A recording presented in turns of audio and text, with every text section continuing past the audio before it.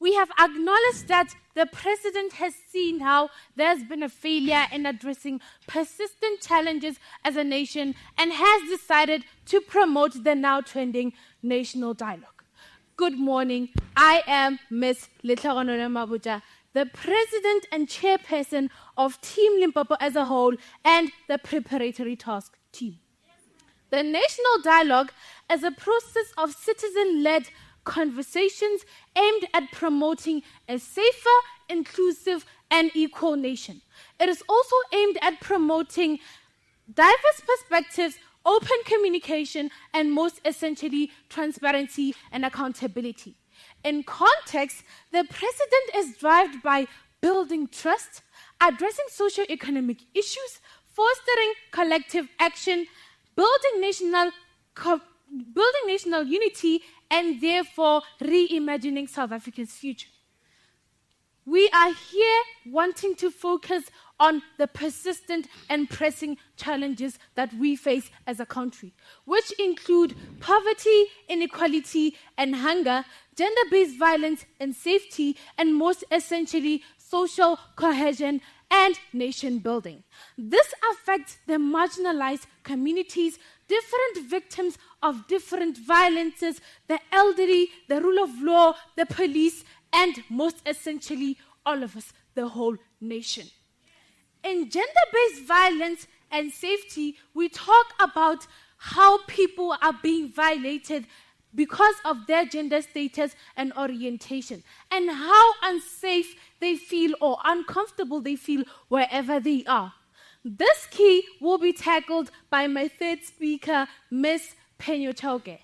In poverty, inequality, and hunger, we talk about the socio-economic status of a household, specifically not having fair income and being treated unequally in workplaces. This will be tackled by my second speaker, Ms. Reshogofeji Sidiba. In social cohesion and nation building, we refer to communicating and gathering as different nations to build relationships and unite nations. For example, the Rugby World Cup that took place in 2023 and the FIFA World Cup that took place in the year 2010. And this key will be tackled by my fourth speaker, Ms. Kubiana Kopano. And my chairperson of the steering committee, Mr. Thabang Malete, will be tasked with the problem of coming with the solutions to the actions. In Team Limpopo's movie, you will find thorough explanations, problems to the causes that we have in our nation, and possible solutions to the problem that we have today, which are the key problems that I have mentioned. Are you ready to hear what's going to happen? Are you ready to hear what's going to happen? Let Team Limpopo show you that this is going to be a united nation because the national dialogue is going to work. Let me pass on to my second speaker.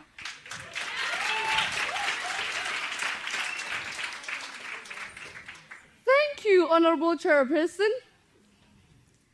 How can we claim to be free if poverty still chains millions of our people? Ladies and gentlemen, my name is Reshogofeji Sidiba, a doctor by qualification, but not only that, but also your global hero, the owner of Gift of the Givers. Now ask yourself, how does income inequality exacerbate hunger and poverty? This serves as a starting point of exploring complex issues surrounding poverty, inequality, and hunger. Ladies and gentlemen, if we take those problems that we are facing, they interact with each other. According to Stats SA, approximately 26.6% of households receiving social grants experience moderate to severe food insecurity, while 10.3% face severe food insecurity. These statistics are part of a broader report highlighting the pressing issues which are faced by South Africa, affecting vulnerable population. For example, in the Eastern Cape, the Mtsubi family from Port St. John's, who have been living in deep poverty, Their mud house collapsed during heavy rains, forcing them to move in with their neighbors. Today, as we speak, 11 people are squeezed in a single small RDP house.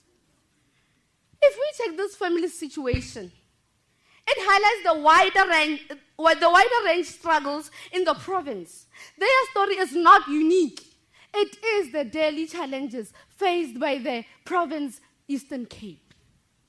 According to Section 9 of the Constitution, it says we are all equal before the law. But harsh reality is that we are not equal because of high and fair prices, causing people not to have solutions on what to eat and when to eat. And obviously, it will lead to kwashiorkor as well as malnutrition.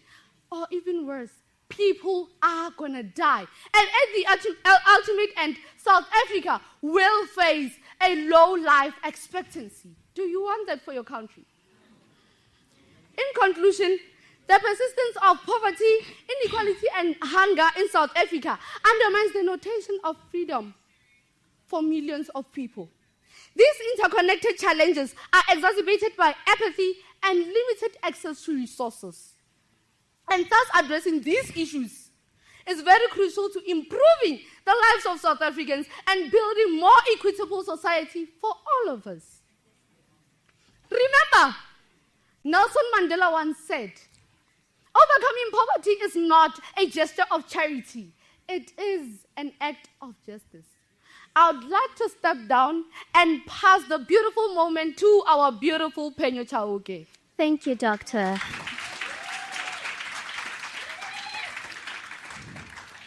Thank you once again, Doctor. Building on the important discussion about poverty, inequality, and hunger, there is a crisis that still stands that also demands our attention. Honorable judges, fellow speakers, and our distinguished guests, please allow me to introduce myself to you. I am Chauke Penyo. I am a writer and activist, Democratic Alliance's first black leader and the first South African black woman to lead the opposition. And I stand before you today to speak about a matter that cuts very deep into the heart of our democracy: gender-based violence and safety. Gender-based violence is violence committed against a person because of their sex. And it continues to be the most urgent crisis in South Africa at the present moment. For too long, we have framed it as if gender-based violence only focuses on one specific group. But the harsh reality is, gender-based violence transcends gender, affecting women, children, men, and people of all identities. A 2022 study by the Human Science Research Council shows that approximately 9.8% of women and 7.5% of men have suffered sexual violence in their entire lifetime. It is quite simply dangerous to be vulnerable in South Africa. These actions are caused by inequality, harmful stereotypes, and normalization of violence in our communities. Survivors of gender-based violence face fear, stigma, and systematic failures. Gender-based violence fractures communities and leads to a nation whereby fear overshadows safety. Consider the case of Karabo Mokoena, who was murdered by her partner, and the now trending case of the Galfontein woman who assaulted her disabled boyfriend. As a leader myself, I believe that safety is not a privilege, but it is a right. Our fight against gender-based violence should be relentless and not limited to the 16 days of activism or laws that are only powerful on paper but fail in reality. Wow. Imagine a South Africa whereby no woman walks with fear, no man hides his scars, and no child grows up believing that violence is the only answer. I urge you to be a generation that will not be remembered for only speaking about safety, but be a generation that will be remembered for delivering it. I now pass the floor to the next speaker to take us further on this journey.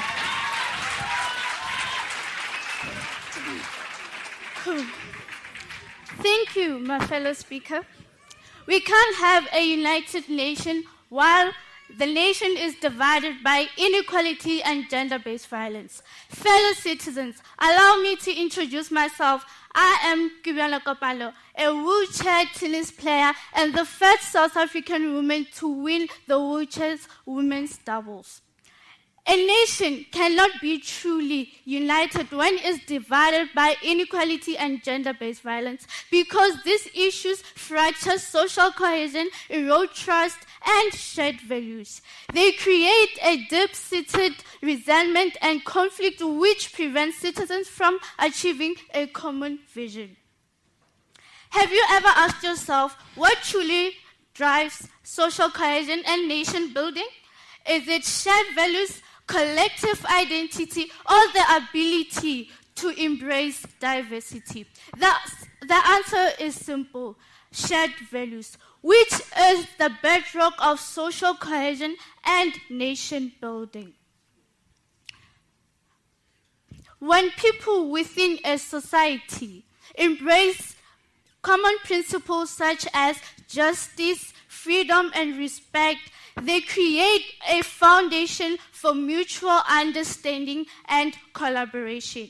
Consider the case of Khutazo Munchani, who contributed to social cohesion and nation building by inspiring hope and challenging stereotypes for disabled people, promoting sports for all, and fostering a sense of national pride through her achievements in wheelchair tennis. She achieved this by becoming a role model who showed that disability does not limit one's potential. And how will our efforts to build social cohesion and nation unity impact the long-term stability and prosperity of our society? There will be a stronger national unity and identity, leading to a greater social stability and a shared sense of pride and purpose. This process helps to create inclusive society, fostering tolerance and respect. In conclusion, social cohesion, characterized by unity, shared values, and trust, is foundational to nation building. But it is challenged by disparities in wealth, opportunity, and historical injustices. And I now pass the floor to our next speaker, the chairperson of the steering committee, Thabang Malete.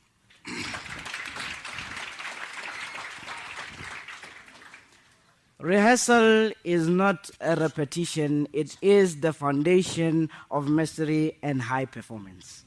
I thank you, Miss. Ladies and gentlemen, and everyone who is identified differently, I greet you. Standing before you is the Vice Chancellor of the Tshwane University of Technology, known as the TUT, Professor Malete Thabang.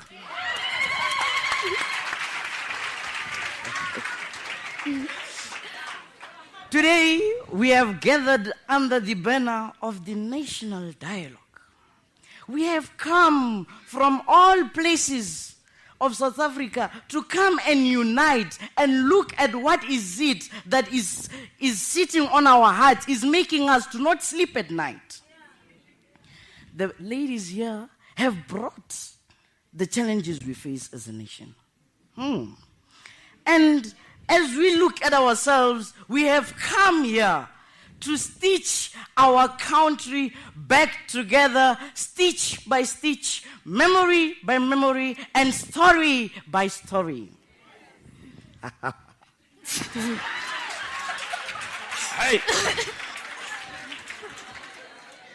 An ultimate solution to the problems we have is that if we could turn our neglected places into industrial places and for educational purposes. When we talk about the educational purposes, what is it that we're talking about? A professor is talking. We are talking about the multi-skilled centers and theaters. These educational purposes will bring learners and educators together. But it will not only bring these two groups of people, it will also bring the young ones and the old ones. When these people come together, they will be in a program. What is this program?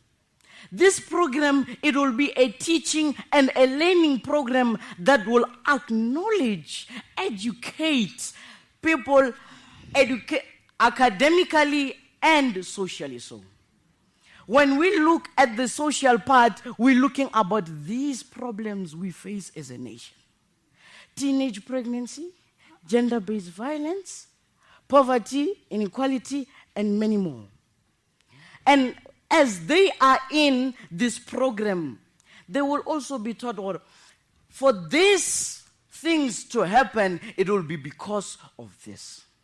And in order to stop that from happening, in order to switch off that fire when it's still a little spark, let us do this. Let us unite like we did before, during that time in apartheid. If we unite, we can conquer anything. Umuntu, umuntu, abantu. And with that being said, we as the Limpopo team, Limpopo province, would like to conclude by saying, we thank you. What's all?